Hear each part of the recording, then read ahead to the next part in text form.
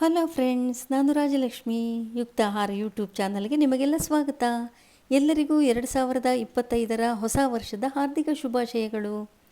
ಈ ಸೀಸನ್ನಲ್ಲಿ ಚೆನ್ನಾಗಿ ಸಿಗುವ ಗೆಣಸಿನ ಜೊತೆಗೆ ಗೋಧಿ ಹಿಟ್ಟು ಮತ್ತು ಬೆಲ್ಲ ಉಪಯೋಗಿಸಿ ತುಂಬ ಮೃದುವಾದ ರುಚಿಕರವಾದ ಹೋಳಿಗೆನ ಹೇಗೆ ಮಾಡೋದು ಅಂತ ತೋರಿಸ್ತಾ ಇದ್ದೀನಿ. ಇವಾಗ ಯಾವುದೇ ಹೋಳಿಗೆ ತುಂಬ ಚೆನ್ನಾಗಾಗಬೇಕು ಅಂದರೆ ಕಣಕವನ್ನು ಚೆನ್ನಾಗಿ ತಿಕ್ಕಿ ಕಲಿಸ್ಬೇಕು.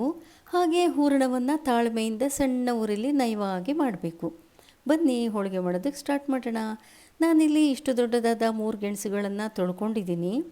ನಂತರ ಸ್ಟವ್ ಮೇಲೆ ಕುಕ್ಕರ್ ಇಟ್ಟು ಗೆಣಸು ಮುಳುಗುವಷ್ಟು ನೀರು ಹಾಕಿ ಕುಕ್ಕರ್ ಮುಚ್ಚಳ ಮುಚ್ಚಿ 3-4 ವಿಷಲ್ ಆದ ನಂತರ ಸ್ಟವ್ ಆಫ್ ಮಾಡಬೇಕು. ಈಗ ಕಣಕ ಮಾಡೋದಕ್ಕೆ ಇಷ್ಟು ಉದ್ದ ಲೋಟದಲ್ಲಿ 2 ಲೋಟ ಗೋಧಿ ಹಿಟ್ಟಿಗೆ 1/4 ಚಮಚದಷ್ಟು ಉಪ್ಪು ಮತ್ತು 1/4 ಚಮಚ ಅರಿಶಿನ ಹಾಕಿಬಿಟ್ಟು ಒಮ್ಮೆ ಕಲಿಸ್ಕೊಳ್ಬೇಕು. ಈಗ ತುಪ್ಪ ಮತ್ತು ಎಣ್ಣೆ ಏನು ಹಾಕಿ ಕಲಿಸೋದು ಬೇಡ. ಇದಕ್ಕೆ ಸ್ವಲ್ಪನೇ ನೀರು ಹಾಕಿ ಕಲಿಸ್ಕೊಳ್ಬೇಕು. ಮೊದಲೇ ಹೇಳಿದ ಹಾಗೆ ಚೆನ್ನಾಗಿ ತಿಕ್ಕಿ ಕಲಿಸಿದಷ್ಟು ಈ ಹೋಳಿಗೆ ತುಂಬ ಮೃದುವಾಗಿ ಬರುತ್ತೆ. ಇದು ಹೆಚ್ಚು ಕಮ್ಮಿ ಚಪಾತಿ ಹಿಟ್ಟಿನ ಹದ ಇರಲಿ. ಇದನ್ನು ಕಲಿಸ್ಬೇಕಾದ್ರೆ ನನಗೆ ಗೋಧಿ ಹಿಟ್ಟನ್ನು ಅಳ್ಕೊಂಡಿದ್ವಲ್ವ, ಅದರಲ್ಲಿ 1/4 ಲೋಟದಷ್ಟು ನೀರು ಬೇಕಾಯಿತು.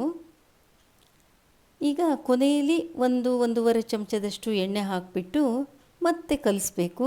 ತುಂಬ ಚೆನ್ನಾಗಿ ಸಾಫ್ಟಾಗಿ ಬರುತ್ತೆ. ಹಿಟ್ಟನ್ನು ಚೆನ್ನಾಗಿ ಕಲಿಸಿದ ಮೇಲೆ ಪಾತ್ರೆಗೆ ಒಂದು ಪ್ಲೇಟ್ ಮುಚ್ಚಿಡಬೇಕು. ಅರ್ಧ ಗಂಟೆ ಬಿಟ್ಟು ಕಣಕ ರೆಡಿಯಾಗಿರುತ್ತೆ. ಗೋಧಿ ಹಿಟ್ಟನ್ನು ಅಳ್ಕೊಂಡಿದ್ವಲ್ಲ, ಅದೇ ಲೋಟದಲ್ಲಿ 1/4 ಲೋಟ ಬೆಲ್ಲದ ಪುಡಿ ಮತ್ತು ಅದೇ ಲೋಟದಲ್ಲಿ 1 ಲೋಟ ಕಾಯಿ ತುರಿನ ಮಿಕ್ಸರ್ಗೆ ಹಾಕಿ ಒಮ್ಮೆ ರುಬ್ಕೊಳ್ಬೇಕು. ಸ್ವಲ್ಪನೂ ನೀರು ಸೇರಿಸಬಾರ್ದು. ಈಗ ಗೆಣಸು ಬೆಂದಿದೆಯಾ ಅಂತ ಹೀಗೆ ಒಂದು ಚಾಕುವನ್ನು ಹೆಟ್ಟಿ ನೋಡಬೇಕು. ಚೆನ್ನಾಗಿ ಬೆಂದಿದ್ದರೆ ಗೆಣಸನ್ನು ಈಚೆಗೆ ತೆಗೆದ್ಬಿಟ್ಟು ಅದರ ಸಿಪ್ಪೆನ ಪೂರ್ತಿಯಾಗಿ ತೆಗೆದ್ಬಿಡಬೇಕು. ಗೆಣಸು ಬಿಸಿಯಾಗಿರುತ್ತಲ್ಲ, ಹಾಗಾಗಿ ಒಂದು ಚಾಕುವಿನಿಂದ ಹೀಗೆ ಕತ್ತರಿಸ್ಕೊಳ್ಬೇಕು. ನಂತರ ಅದು ಪೂರ್ತಿ ಆರಿದ ಮೇಲೆ ಅದನ್ನು ಕೂಡ ಮಿಕ್ಸರ್ಗೆ ಹಾಕ್ಕೊಳ್ಬೇಕು. ಇದಕ್ಕೂ ನೀರು ಸೇರಿಸಬಾರ್ದು. ಈಗ ಸ್ಟವ್ ಹೊತ್ತಿಸಿ ಅದರ ಮೇಲೆ ದಪ್ಪ ತೆಳದ ಬಾಣಲೆ ಇಡಬೇಕು. ನಂತರ ಅದಕ್ಕೆ ಮಿಕ್ಸರ್ಗೆ ಹಾಕಿರ್ತೀವಲ್ಲ ಕಾಯಿ ಬೆಲ್ಲ, ಈ ಮಿಶ್ರಣನ ಹಾಕಿಬಿಟ್ಟು ಸ್ಟವ್ ಫ್ಲೇಮ್ನ ಪೂರ್ತಿ ಕಡಿಮೆ ಮಾಡಬೇಕು. ಅಂದರೆ ಲೋ ಫ್ಲೇಮ್ ಮಾಡಬೇಕು. ಈಗ ಬೆಲ್ಲ ಎಲ್ಲ ಕರಗಿಬಿಟ್ಟು ಬೆಲ್ಲದ ಹಸಿ ವಾಸನೆ ಎಲ್ಲ ಹೋಗುತ್ತೆ. ಸುಮಾರು 4-5 ನಿಮಿಷ ಹೀಗೆ ಕೈ ಆಡಿಸ್ಬೇಕು ಸಣ್ಣ ಉರಿಲಿ. ಅದಾದ ನಂತರ ಮಿಕ್ಸರ್ಗೆ ಹಾಕಿದ ಗೆಣಸನ್ನು ಹಾಕಿಬಿಟ್ಟು ಮತ್ತೆ ಕೈ ಆಡಿಸ್ಬೇಕು. ಕಾಯಿ ಬೆಲ್ಲ ಗೆಣಸು ಎಲ್ಲ ಚೆನ್ನಾಗಿ ಮಿಕ್ಸ್ ಆಗಿ ಮಿಶ್ರಣ ಗಟ್ಟಿಯಾಗ್ತಾ ಬರುತ್ತೆ.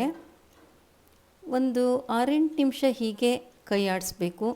ನಂತರ ಕೈ ಬೆರಳುಗಳನ್ನು ನೀರಲ್ಲಿ ಅದ್ಬಿಟ್ಟು ಈ ಮಿಶ್ರಣನ ಮುಟ್ಟಿ ನೋಡಿದರೆ ಕೈಗೆ ಮಿಶ್ರಣ ಅಂಟಿಲ್ಲ ಅಂತಾದರೆ ಇದು ಬೆಂದಿದೆ ಅಂತ ತಿಳ್ಕೊಳ್ಬೇಕು.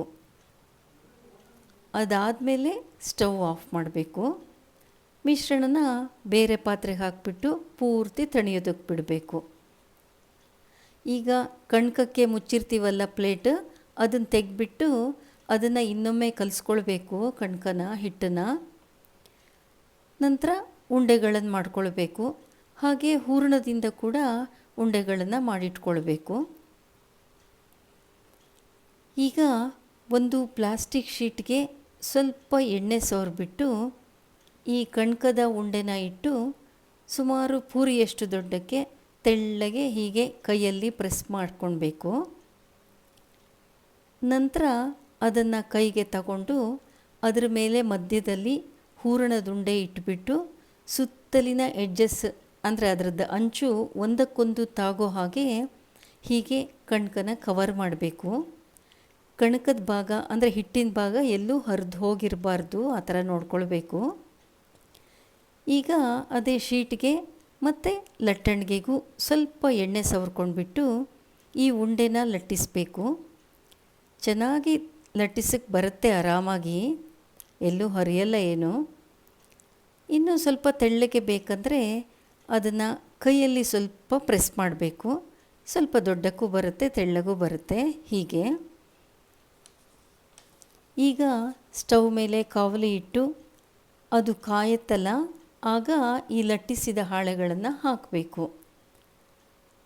ಎರಡು ಬದಿಲೂ ಚೆನ್ನಾಗಿ ಬೇಯಿಸಬೇಕು. ಒಂದು 3-4 ಡ್ರಾಪ್ಸಷ್ಟು ತುಪ್ಪ ಹಾಕಿ ಬೇಯಿಸಿದರೆ ಈ ಹೋಳಿಗೆ ತುಂಬಾ ಸಾಫ್ಟ್ ಆಗುತ್ತೆ. ಅಥವಾ ಒಂದು ಬೌಲಿಗೆ 1-2 ಚಮಚ ತುಪ್ಪ, 1-2 ಚಮಚ ಎಣ್ಣೆ ಕೂಡ ಹಾಕ್ಕೊಂಡಿರ್ಬೋದು. ಅದನ್ನೇ 1-2 ಹನಿ ಹಾಕಿದ್ರೂ ಆಗುತ್ತೆ, ತುಪ್ಪನೇ ಹಾಕಬೇಕಂತ ಇಲ್ಲ. ಹೀಗೆ ಮಿಕ್ಕೆಲ್ಲವನ್ನು ಮಾಡ್ಕೊಳ್ಬೇಕು, ಬೇಯಿಸ್ಕೊಳ್ಬೇಕು. ಇಷ್ಟು ಪದಾರ್ಥಗಳಲ್ಲಿ ಒಟ್ಟು 30-35 ಒಬ್ಬಟ್ಟು ತಯಾರಾಗಿದೆ. ಗಾಳಿ ಆಡಿದ ಬಾಕ್ಸಿಗೆ ಹಾಕಿಟ್ರೆ 1 ವಾರದವರೆಗೂ ಇಟ್ಕೊಂಡು ತಿನ್ಬೋದು. ಫ್ರಿಜ್ಜಲ್ಲೇನೂ ಇಡಬೇಕು ಅಂತ ಇಲ್ಲ, ಹೊರಗಡೆ ಇಟ್ಕೊಂಡು ತಿನ್ಬೋದು. ಇದನ್ನು ಸರ್ವ್ ಮಾಡುವಾಗ ಮತ್ತೆ ಕಾವಲಿ ಮೇಲೆ ಸ್ವಲ್ಪ ಬಿಸಿ ಮಾಡಿಬಿಟ್ಟು ಅದ್ರ ಮೇಲೆ ತುಪ್ಪ ಹಾಕಿ ಕೊಟ್ಟರೆ ತುಂಬ ಚೆನ್ನಾಗಿರುತ್ತೆ. ನೀವು ಟ್ರೈ ಮಾಡಿ. ಈ ರೆಸಿಪಿ ಇಷ್ಟ ಆದರೆ ಲೈಕ್ ಮಾಡಿ, ಶೇರ್ ಮಾಡಿ. Thank you.